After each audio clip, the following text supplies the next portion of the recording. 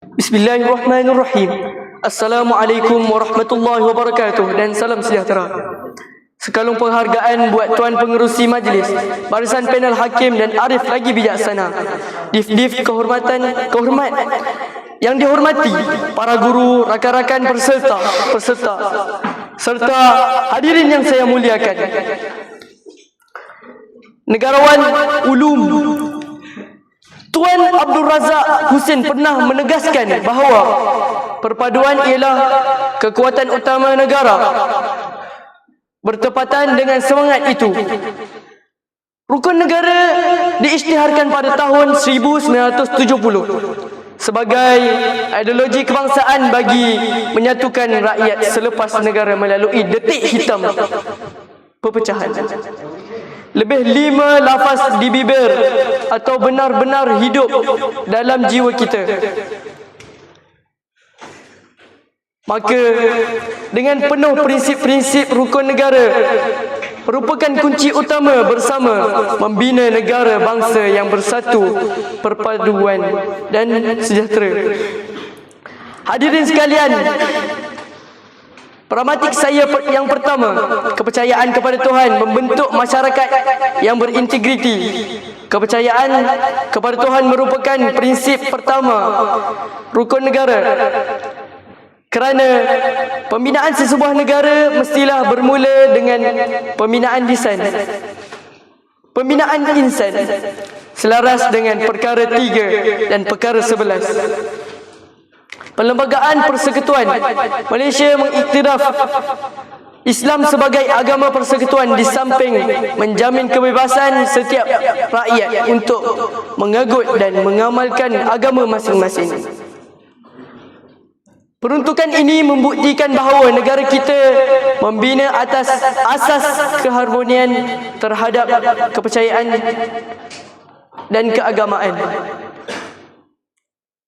Bagi memperuntukkan keharmonian tersebut, perlembagaan program dialog antara agama dan institusi perpaduan terus dilaksanakan oleh Kementerian Perpaduan Negara. Ulasan ini bukan sekadar menghiburkan masyarakat berbilang kaum dan agama, malah menghiburkan persefahaman, toleransi dan saling menghormati dalam sesebuah negara yang kaya dengan pelbagai budaya. Dasar perpaduan negara turut melantik, meletakkan penghayaan rukun negara sebagai antara asas penting dalam memperkukuhkan perpaduan nasional. Fakta ini membuktikan bahawa pembentukan masyarakat berintegriti bukan sekadar bertanggungjawab individu, bahkan menjadi agenda utama bangunan negara. Aplikasinya, apabila rakyat berpegang teguh pada nilai agama, lahirnya masyarakat yang berakhlak mulia. Hadirin yang saya hormati, pragmatik saya yang kedua, kesetiaan kepada raja dan negara. Memperkukuhkan kedaulatan negara bangsa. Institusi negara, institusi raja berperlembagaan merupakan lambang perpaduan dan kesinambungan rakyat, kesinambungan kepada negara. Selaras dengan perkara 32 Perlembagaan Persekutuan, yang di-Pertuan Agong ialah ketua utama negara yang menganungi seluruh rakyat Malaysia tanpa mengira kaum, agama dan keturunan. Oleh itu, kesetiaan kepada raja dan negara merupakan asas kepada kestabilan serta keharmonian negara. Semangat patriotisme dapat terjamin melalui penghormatan kepada jalur gemilang, penghayatan lagu negaraku dan pernyataan dan dalam sambutan Hari Kebangsaan. Namun, dalam era digital hari ini, kesetiaan kepada raja turut diuji melalui penyebaran berita palsu, fitnah dan provokasi yang telah mempecah belahkan rakyat. Sebagai generasi madani, kita tidak boleh menjadi penyebar kebencian. Sebaliknya, menjadi penyebar kebenaran.